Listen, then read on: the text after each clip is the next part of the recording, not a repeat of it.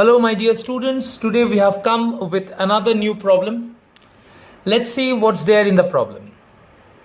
So, we basically have a wedge like structure, as you can see. This is a semicircular region cut out of the solid block. The radius is r, as you can see. This is r, this is r. There is a particle of mass small m, okay, a small particle of mass small m, and there is another particle of mass 2m at the bottom. What we do, we initially project the particle with some initial velocity u so that it does not lose contact with the track, with the semicircular track.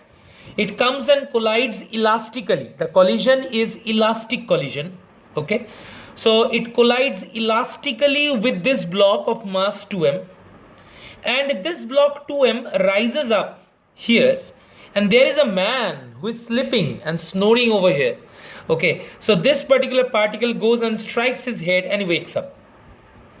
Now what is the question? The question is, what should be the minimum velocity given to this particle so that this man can wake up? That is the question. So in order to analyze this particular problem, we have taken some important variables.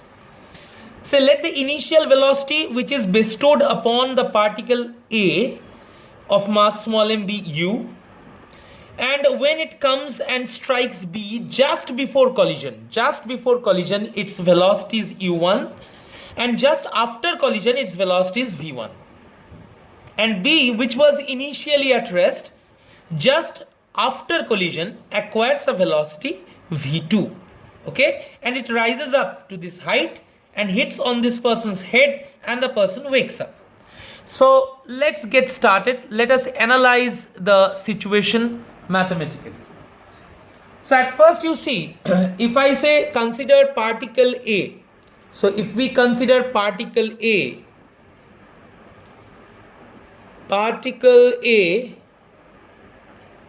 just before collision,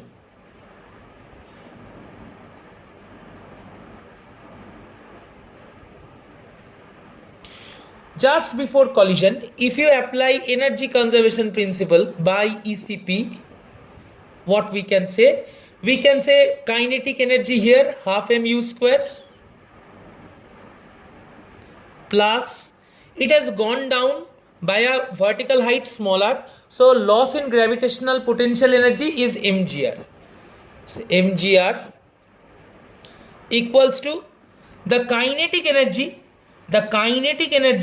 which it acquires after coming down here, but please understand, just before collision, okay. So if there is an instant of time when the blocks are colliding or when these particles are colliding, just before that instant its velocity is u1.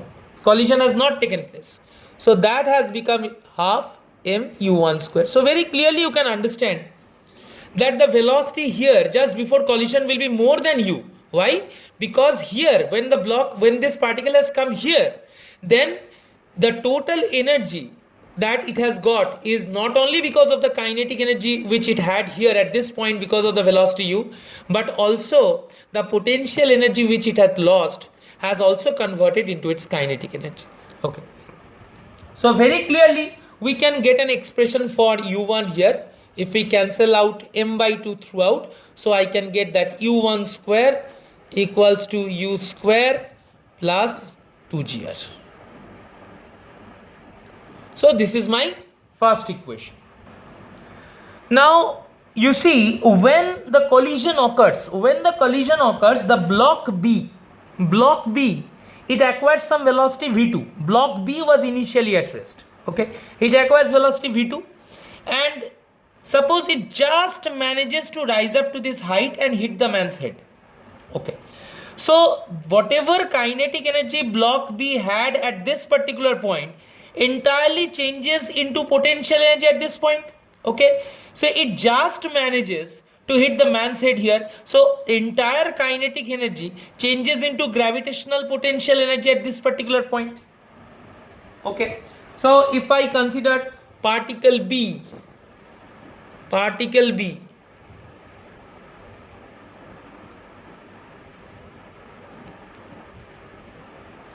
after collision. Okay, so what we can say, that half into 2m into its velocity is v2, so v2 square is equals to 2m into g into r. This is the gain in gravitational potential energy. So very clearly we have got v2 equal to square root of 2gr. So we got an expression for v2, which is velocity of particle b after collision, so that it just manages to rise up to this height and hit this particular man's head. Okay, so v2 is equals to square root of 2gr. Now the point is, how is the collision? The collision is perfectly elastic collision. So for elastic collision, linear momentum must remain constant. So what we can say, that as the collision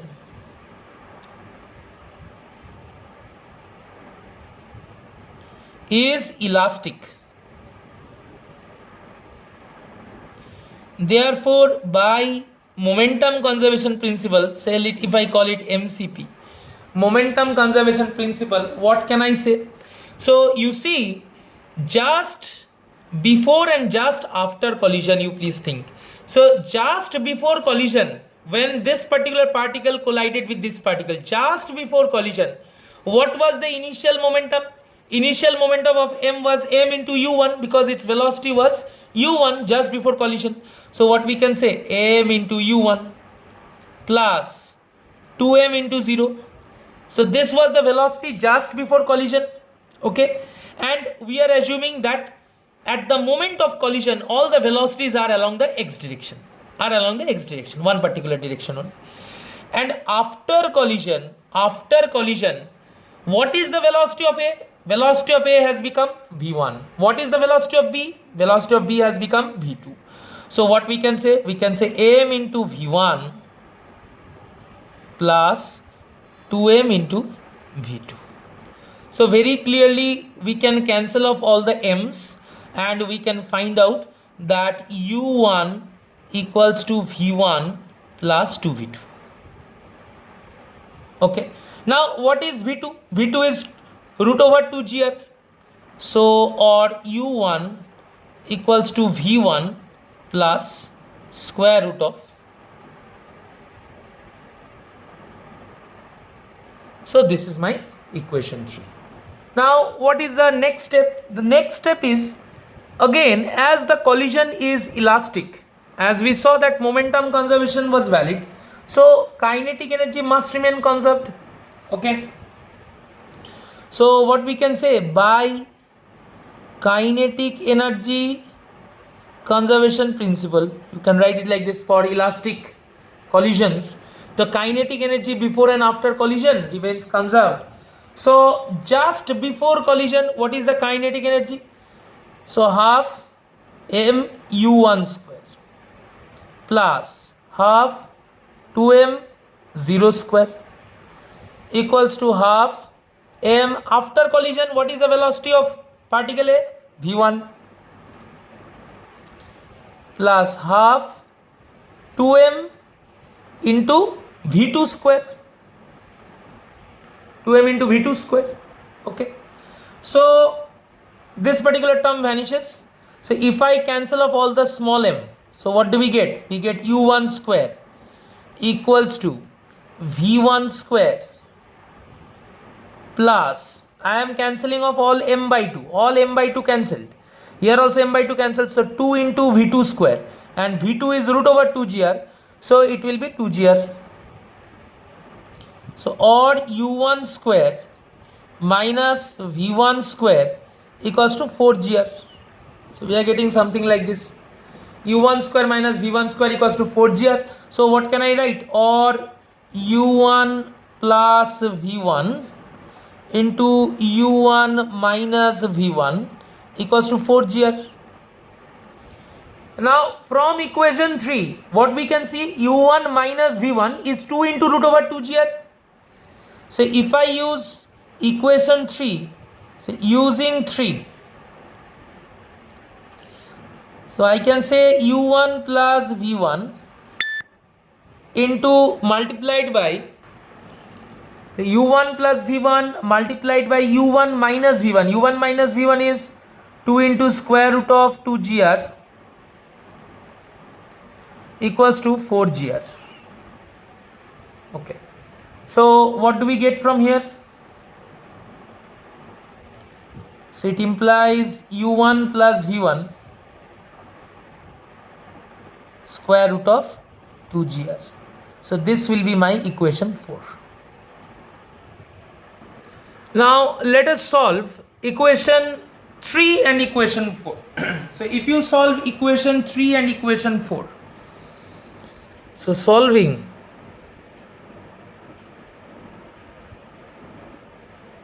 three and 4. So equation 3 is u1 minus v1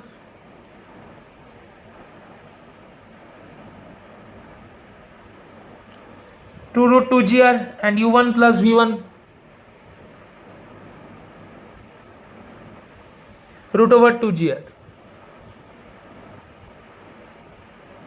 So what we can do, we can basically add these two equations. So if you add these two equations, so we can say 2u1 equals to 3 into root over 2gr. So or u1 equals to 3 root 2gr by 2. So in this way I can find out an expression for u1. Suppose this is my equation 5.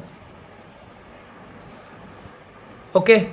I can also find out the equation for v1. Okay. So therefore v1 equals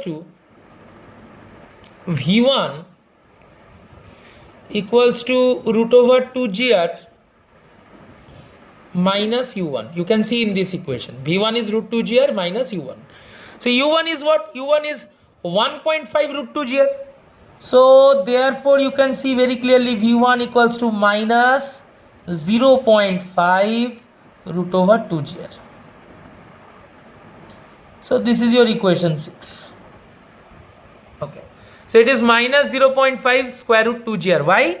Because v1 is root over 2gr minus u1 and u1 is 1.5 times of root over 2gr. So root 2gr common, 1 minus 1.5. So this is the result. Now you can put equation 5 in equation 1. So put 5 in 1.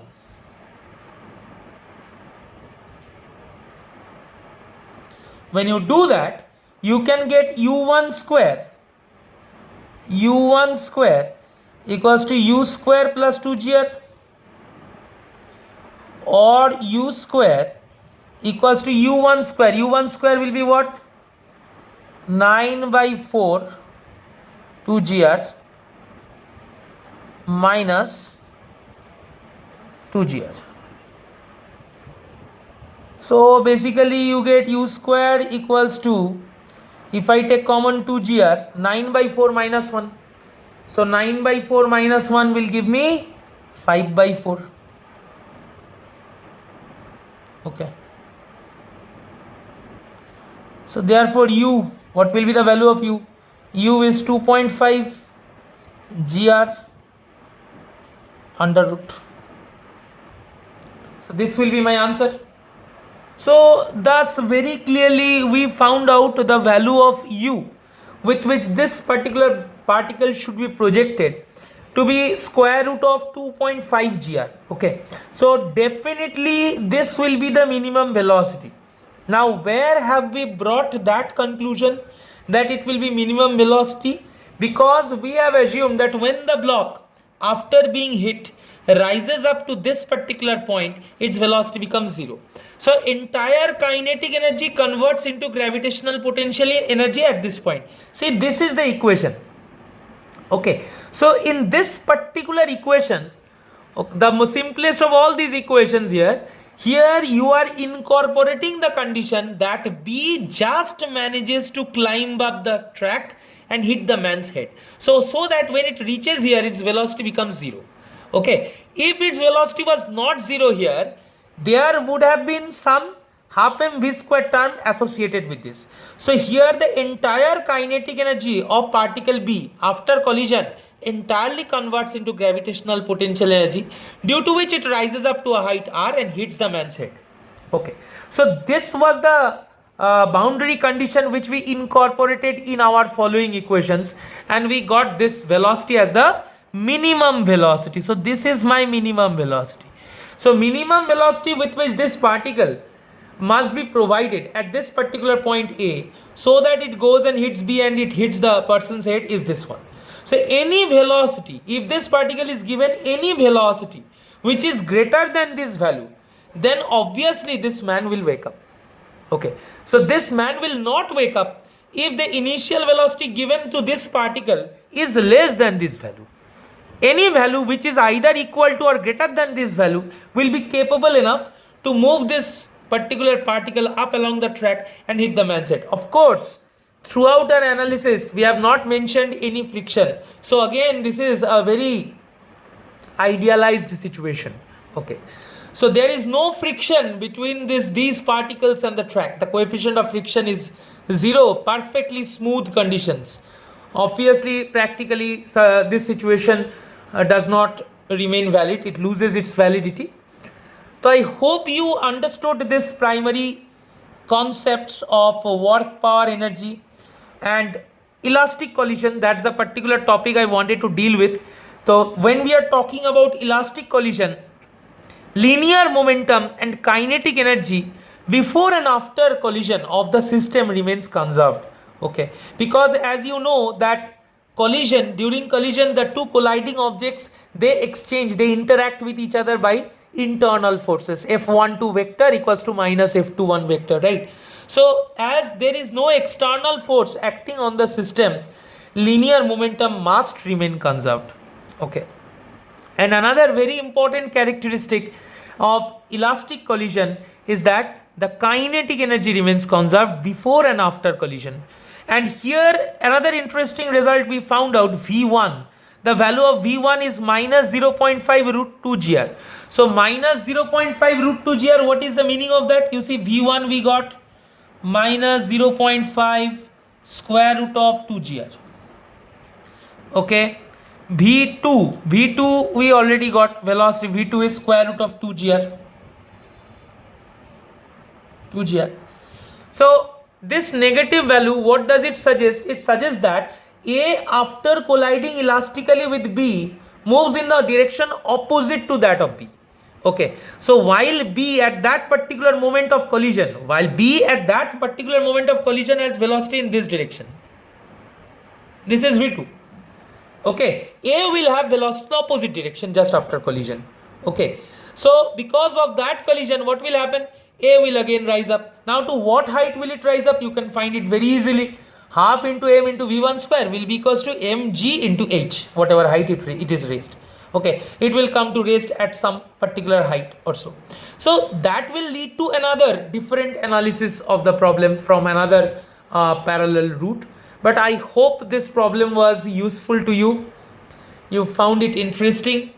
Don't know how to name this problem. In the YouTube link, maybe the problem's name should be like how to wake a sleeping man, kind of stuff like that. So anyway, thank you so much. I hope this problem was useful to you. See you again next time with another interesting problem. Goodbye everyone. Till then, take care.